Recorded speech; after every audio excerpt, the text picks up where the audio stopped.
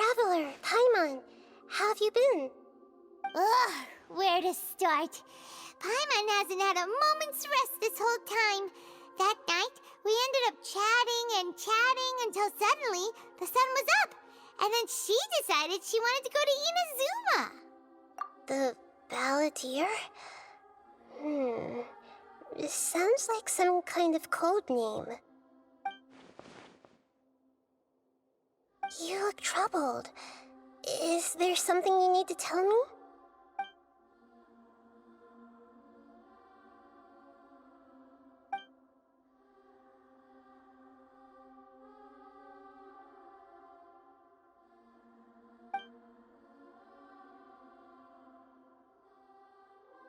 Traveler?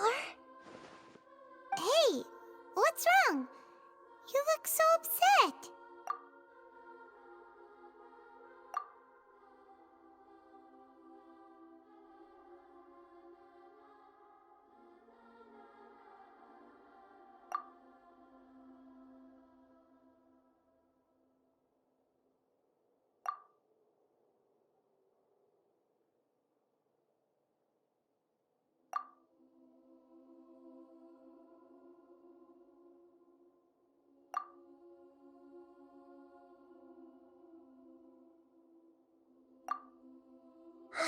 That's quite a story. So, this puppet known as the Balladeer erased himself from Irminsul, hoping that he could change the past. But how was he even able to do that? As the Traveler said, he very nearly became Sumeru's deity. Admittedly, I remember it a little differently. I don't recall finding anyone inside the machine after we defeated it. Nevertheless, it does make sense. If someone were to successfully erase themselves from Irminsul, the world would change to reflect the new reality. So, you believe this person really existed, and we just don't remember him because, well, because he literally changed the world? Yes. Theoretically speaking, it is possible to do this. But I'm struggling to imagine the kind of person who would dare go through with it. The Traveler comes from a world beyond to that. That's why there's no information about her in Irminsul, and it also explains why any changes to Irminsul wouldn't affect her. So if there's anyone in the world capable of retaining memories from a past that has been rewritten, it's you. It's quite incredible when you think about it. Paimon's having a hard time understanding this Balladeer guy's motivations. Why did he do it? I can only make inferences based on the information we've been given. As for what kind of person he was, only you remember that.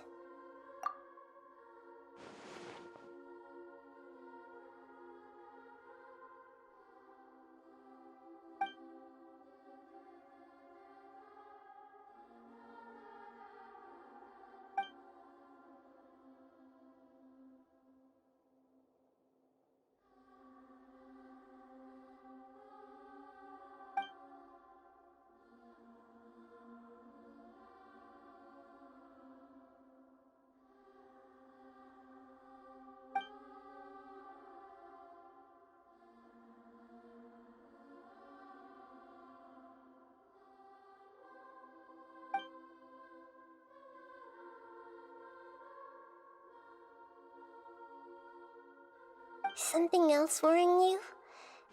Something that you can't share? It couldn't change the fate of the ones who had died, right?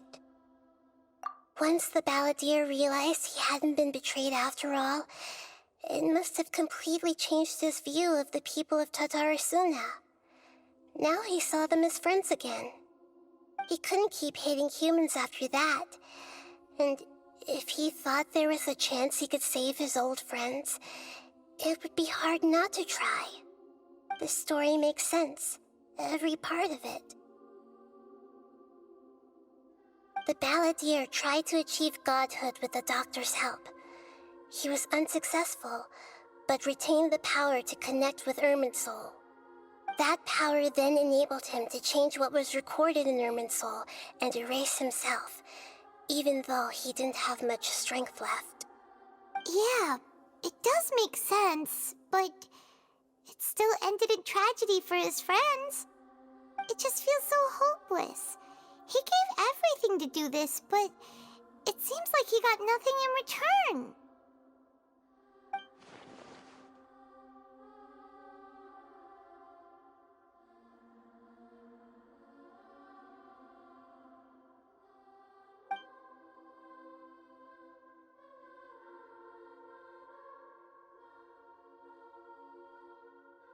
Please wait a moment.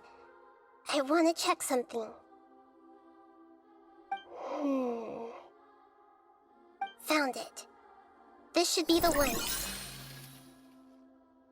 It turns out that I have a strange way of confirming everything she has told us. What is it? A record from a personal collection. It was tucked away in a corner. You should take a look.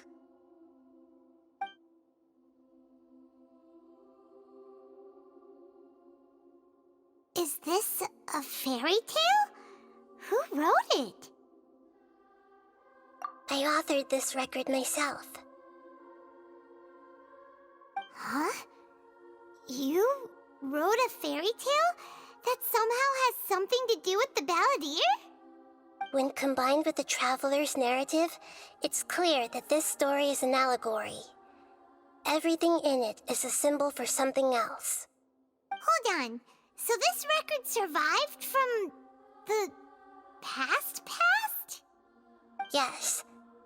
Any information about the balladeer or the kabuki mono in other records will have been changed. But I wrote this story in a way that means it was left intact. Changing the information in Irminsul changes to that. But Irminsul can't change information that was well hidden in advance. I guess I must have written this story as a backup before the balladeer entered Irminsul. That's incredible! What a great idea! And sending the traveler into Irminsul with the balladeer must have been a further precaution. I knew she'd remember everything. This story is abstract enough that it still resonates with the present information recorded in Irminsul. But if we connect all the different pieces together, the true story that emerges is the one she told us, the now erased life of the balladeer.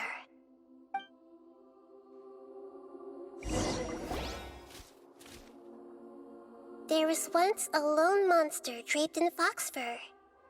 The monster found a family of foxes, joined them, and they became friends. The monster lived with the family day and night, and everyone treated it as one of their own. Once in a while, the monster would take off its fox fur at night and lament to itself as it gazed at its reflection in the water. I am a monstrosity, yet they are too foolish to see it. I pity them. But the monster soon found solace when another came to live among the foxes who was not their kin. A kitten, carved from the wood of a white tree who had been abandoned by the humans. The kitten too wished to become a fox, but its tail was too slender and it could not grow a coat of richly colored fur. Yet when the other foxes saw this, they spoke words of comfort to the kitten. Even without a tail and fur like ours, you are still one of us. Furious at this happy resolution, the monster lit a fire on the mountain. The terrified animals panicked as the fire spread. The only way to extinguish the flames was to make a sacrifice. A gray fox stood up and addressed the monster. It said, "You are the cleverest among us. Surely you can help us find a way to solve this." The monster smiled, led the fox toward the fire, and murdered it. The gray fox's heart was turned into a beautiful drop of water, clear, spotless, and pure. the monster gave the heart of water to the kitten, telling him, "The foxes have decided. You are the one who must be sacrificed. Take this, quench the flames, and die for your fox kin." The fire was extinguished, but the kitten lived. It left that side of the mountain and found a little bird who had a broken wing. The two promised they would spend their whole lives together, but the little bird did not have long left to live. It passed away soon after. After burying the bird, the kitten left the mountain for good. Never again would it cherish a single creature, nor a single blade of grass that stood on that mountain. The kitten spent the nights wandering aimlessly, gnashing its teeth at the moon. How it wished to swallow the moon and devour the moonlight. If the world could only return to darkness, then it would finally be peaceful and content. I will become the new moon, the answer to everything. Then, no one will know that there were once birds, foxes, and cats in this world. And no one can know that they were different.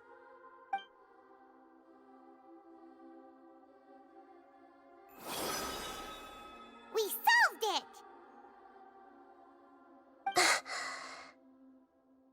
I remember now. This is not just the Balladeer's story. It is his very own memories. I made a backup so that it would be preserved no matter what happened. To become a god, he was experimented on and modified countless times. It was brutal torture, and the only reason he was able to survive is that he was a puppet. This memory was extracted from him by the scholars. Presumably, they kept it to have something to defend themselves with. Creating a deity was just the first step. Some of them wanted to be able to control it. That's why they backed up his memory for later use. I buried it deep inside one of my own dreams, and then hid it inside an allegorical story so that it wouldn't be altered.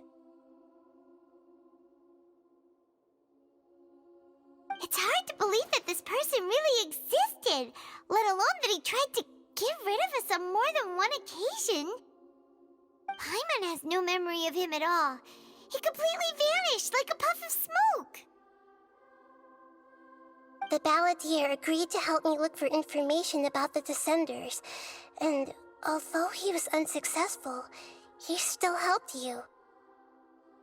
Before he vanished, he confirmed an important detail, that Conria was where your twin first came into this world. We still don't know how the change to Irminsul will affect the senior ranks of the Fatui, but in all likelihood, they won't even remember their own Harbinger. It sounds like Paimon wouldn't like this guy a whole lot if he was still around. But still, Paimon doesn't like the way it all ended that much better. This is why wisdom alone cannot answer all our questions. We look, we see, and we comprehend, but the question still troubles us. So the answer is not everything. People yearn to find the truth and then conquer the troubles they face. When you give someone the truth, you give them a chance to choose their own destiny. To others looking on, this may seem like a pointless endeavor, but for him, the chance to act on his desire to disappear must have meant a lot. Never forget that even when we walk beneath dark clouds along a road filled with suffering, the light of wisdom is always there, guiding us toward a better destination. And that is what you have been doing all along. Yeah, Nahida's right. Cheer up! How about we go get something to eat? We can pick up this heavy conversation again later. Good idea. Paimon, why don't you take her out for a walk to clear her head? You got it! Come on, Traveler! You need to get out of your head for a while. You'll feel much better after taking a walk.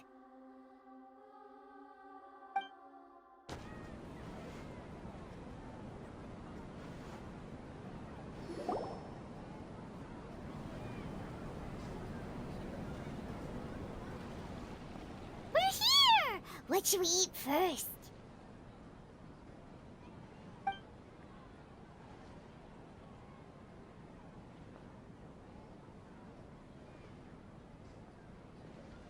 Hey, are you gonna answer or what?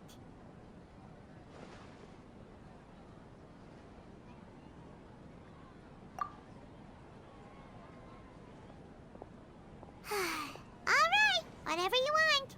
Well, Paimon will be right here when you figured stuff out. Then we can get something to eat.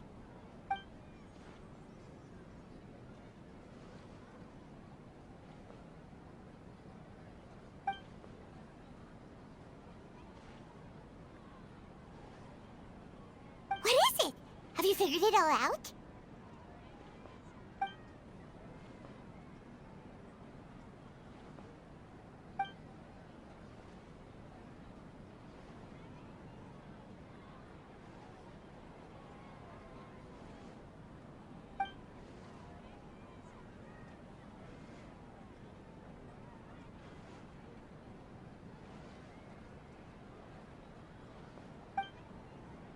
Why'd you jump up all of a sudden?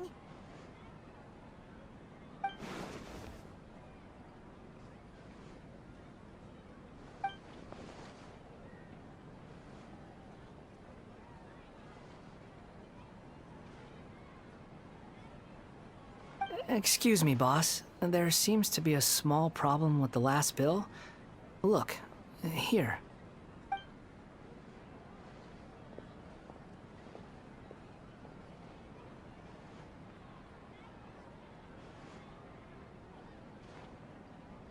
Hey! Hey, wait! You mean me? No, not you. That kid! Didn't you see? Little rascal grabbed my last 2 fresh Sunsettias and ran off. Look, if you're gonna help out here, you can't keep spacing out, okay? What is it? Work's too boring for you? Or has the big city got too many distractions? I wasn't paying close enough attention. Sorry, boss. I think you're right. Maybe it's the city. It's so exciting. It can be hard to focus. Who's that guy? You know him or something? He's who? You're a strange one, kiddo. You say you don't want any money for helping out here, and then when I actually give you some work to do, you keep letting yourself get distracted. I don't want to take advantage, so I'm happy to pay you what I'd pay anyone else. But if you keep acting like this, pretty soon I won't be able to afford to. No, please. I mean it. You don't need to pay me anything. I'm just so thankful you agreed to take on an outsider like me. You're welcome, I guess. But I got bigger things to worry about. Look, we're all out of Sunsettias, and I promised the lady down the street I'd deliver a fruit bowl this evening. Leave it to me. I'll find some more. Just a moment. I'll be right back. Stop. I'm gonna level with you, kiddo. I've never met a worker who said they didn't want a wage before. And at first, I got greedy. Couldn't believe my luck. But I figured you'd start asking for something in return eventually. You don't want money. You don't take days off. And in your free time, all I see you do is wander around, taking in the sights. Are you a drifter or something? That's right, I am. We can talk more about that later. First, let me get those fruits you needed. Sunsettias, was it? I'll be right back. Hey, what do we do now? Okay, stay out of sight. Don't let him see you.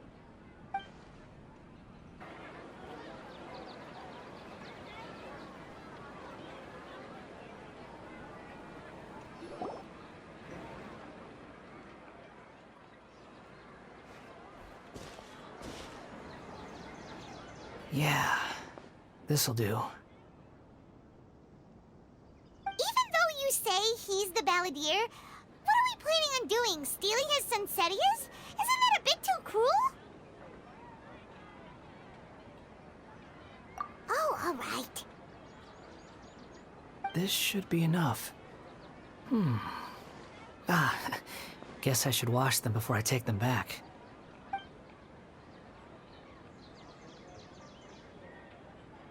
Huh? You two over there. Is there something I can help you with? Ha! He spotted us! You've been following me all the way from the city. I'd have to be blind not to notice. Have we met before? No, we haven't met. But you know me? I have no recollection. Are you absolutely sure? Sorry, but I just can't take your word for it.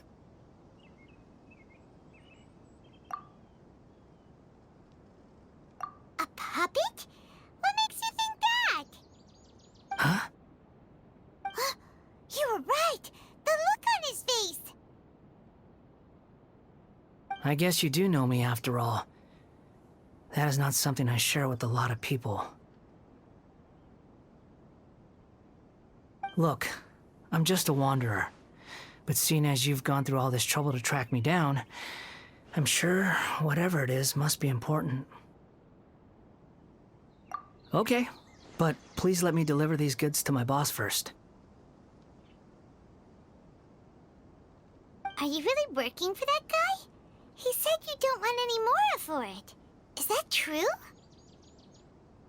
Yes, I ran into him out in the wilderness during a storm, and he let me take shelter in his cart. In return, I said I'd be his helper for a while.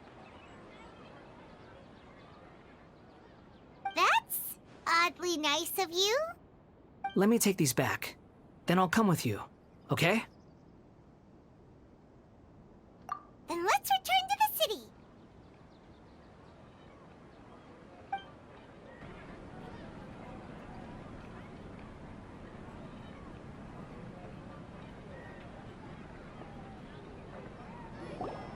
Here you go, boss. I'll leave them right here. Oh, you really went and picked some more. Who are these two? Something's come up, and they need to borrow me.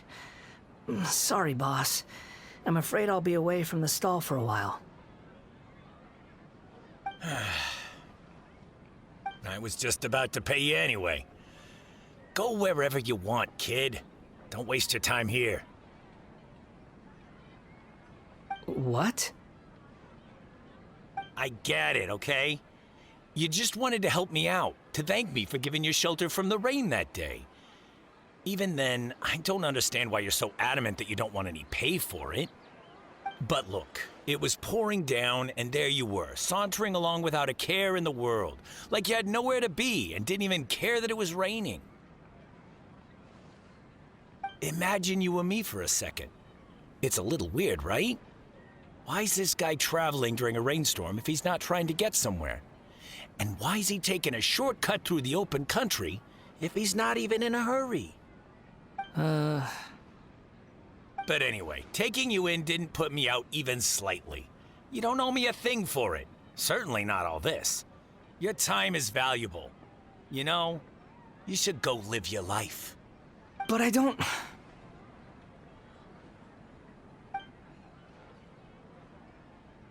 No, you're right.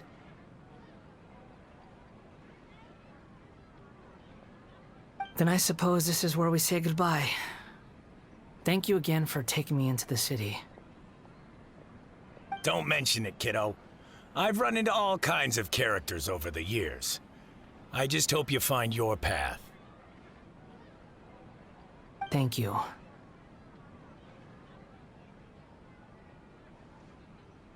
All right, done. Thanks for waiting for me. We can go now.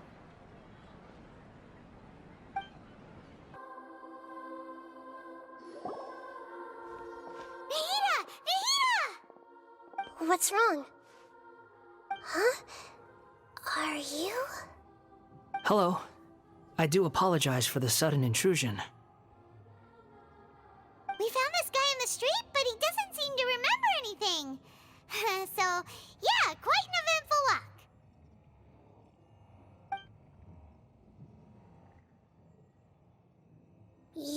say that you are trekking across Teyvat to train yourself. Many other Inazumans who describe themselves in this way call themselves Shugenja. Why do you refer to yourself as a wanderer? Well, it seems more relevant in my case. To me, it sounds like a plant with no roots. But these two claim that they know me, and that I have a hidden past unknown even to myself. I wouldn't call it the past, but rather... this is a difficult one to explain. I don't like to rely on using terms like this often, but in your case, it seems that it ought to be called previous incarnation. Oh, like a past life or something? Yes, something far more distant than the past. So far away that you cannot perceive it. Okay, I have to ask. What was I like in my previous incarnation?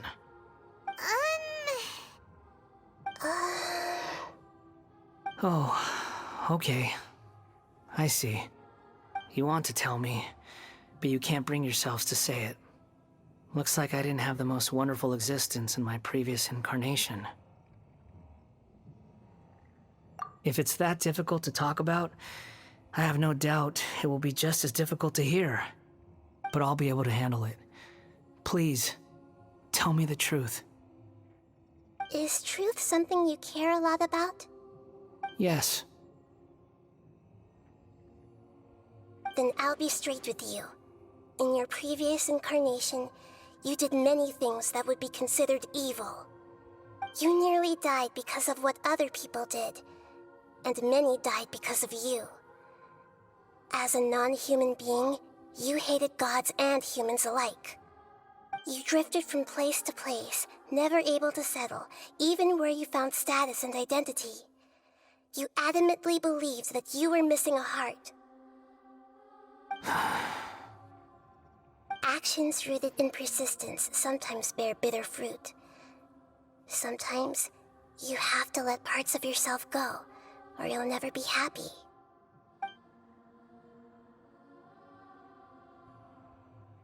I gave everything I had, but it barely changed history at all. In terms of the outcome alone, that's true. I don't think I can judge everything I've heard purely in terms of right and wrong. Each choice a person makes belongs to a specific place and time, a chain of cause and effect, a cycle of karma and consequence. That is the nature of truth. If one thing is right, its opposite must be wrong.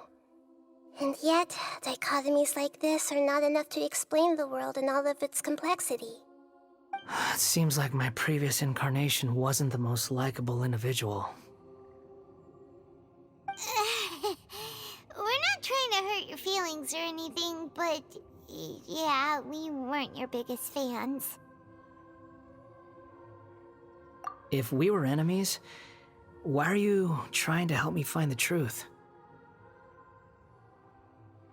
This is so frustrating!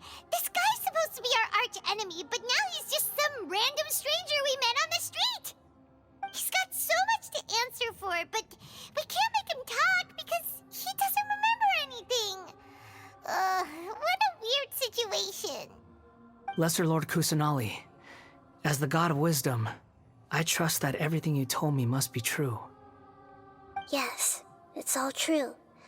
I can even show you the memories themselves, if you're willing. Please, I want to see them for myself. I want to experience my own transgressions. Even though it will cause your present self great mental anguish? I'm just a puppet, with no heart and no name. There is nothing in this world for me to cling to fill the void within me. Except maybe these sins that can never be undone. Very well. As you wish. Wait, shouldn't we go with him? This one's kind of on us for bringing him here. Don't worry. Whatever danger I might face, It's my burden to bear.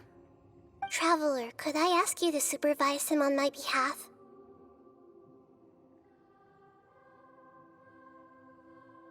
Oh, good point. Given your, unique situation, we'd better keep an eye on you.